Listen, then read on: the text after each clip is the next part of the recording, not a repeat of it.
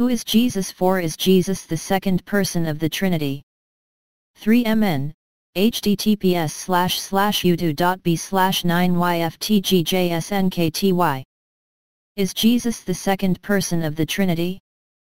All the problem of the Fathers of the Church and the first councils was to continue to affirm the basis of all faith, that there is only one God.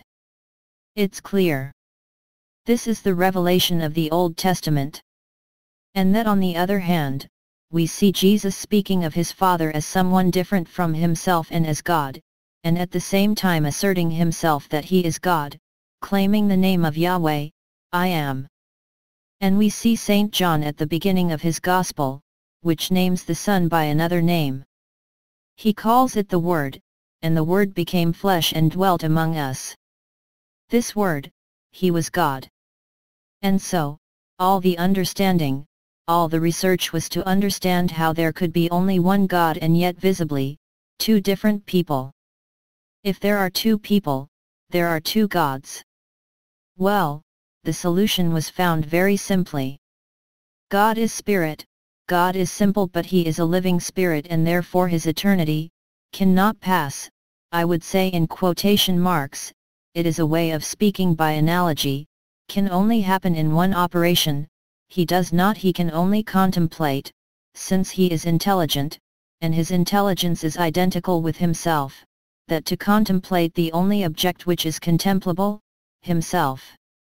And this contemplation, source of light, gives a word, that is to say a concept of itself, except that this concept is absolutely perfect, because God can only know himself perfectly in one whole look, not at all like us, who, when we see him face to face, will not see him as he sees himself.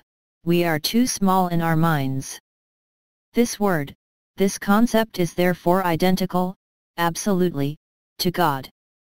And so if we want to understand in theological terms, we have Yahweh, the one who is never born, the eternal, and his own word of himself.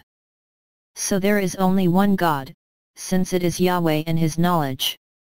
But there are two people, since it is Yahweh and his knowledge is absolutely identical to him, since he knows himself perfectly.